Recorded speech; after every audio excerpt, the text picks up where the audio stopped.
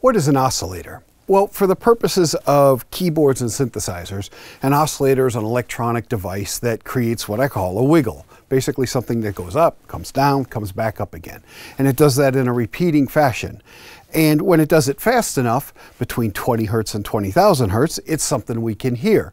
When it's going slower than that, it's something we use to move something else, but we don't actually hear that. When I'm trying to give an example of oscillation, I like to use like a car. If you stand on the side of a car and you push on it, it'll give a little bit and then it'll come back.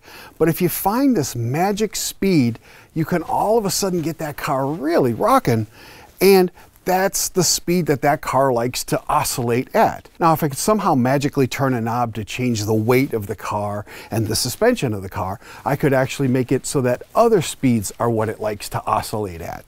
And that's kind of what's going on in the synthesizer.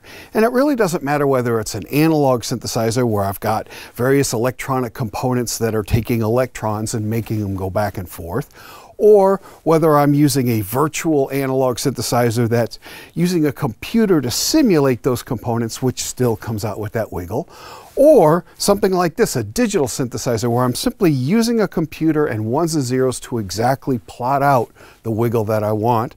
And then finally there's sampling, which is a keyboard that uses digital recordings of something else, and in this case it would be recordings of a real oscillator, so I've got my different wave shapes. I'm using the ASM Hydrosynth here, mostly because it has a really nice display screen that'll show you the waves, and I've got it set up right now with a single oscillator, and it's just doing what we call a sine wave. It's a very smooth wiggle. It looks smooth, it sounds smooth. If I want though, I can change that to other shapes. So here's a shape called a triangle, and it's like a sine wave but brighter. I can also do a sawtooth, which is very brassy, or a square wave, which kind of sounds like a buzzy clarinet, or something called a pulse, which is kind of thin and reedy, or sounds like a clavinet. And then after that, on digital synthesizers, I can pretty much make any wave shape I want because I'm not using electronic components to push electrons back and forth. I'm simply plotting the shape I want. So there are thousands of shapes available. And I can just pick the one I want and then go from there. I can also use oscillators to wiggle other oscillators. And one of the things we used to do that is an LFO, which stands for low frequency oscillator. It's the same as an oscillator, it's just designed to go slowly. So if I take an LFO and it's going up and down slowly, and I make it change this pitch of the oscillator that we're hearing, I'll get what we call vibrato. And all it's doing is making the wave closer together, farther apart, closer together, far apart, so the pitch is going up and down. Now eventually I can make that LFO go so fast that it turns into something called FM, but that's an entirely different story. We're not going to do that today. But I can't change the shape of the LFO in the same way that I could change the shape of the regular oscillator, and that just makes the vibrato have a different shape. Instead of this,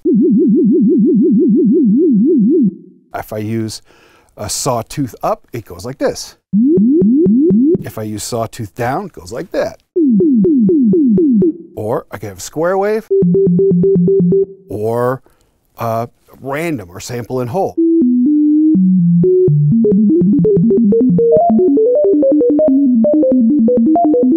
But the key thing is, when I have one oscillator, I have this sound. I can also add more oscillators if I want and get a thicker sound. I can even detune the oscillator.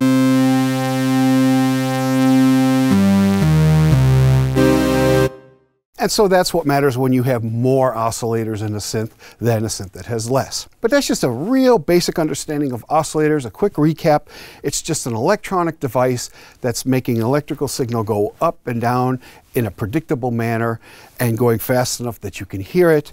You can have different shapes. You can do different things to it. You can wiggle it. You can change the shape digitally to make it any kind of sound you can imagine. But that's your starting point for synthesis. If you have any other questions about oscillators or synthesizers, please contact your Sweetwater sales engineer. My name is Daniel Fisher. Thank you very much for watching.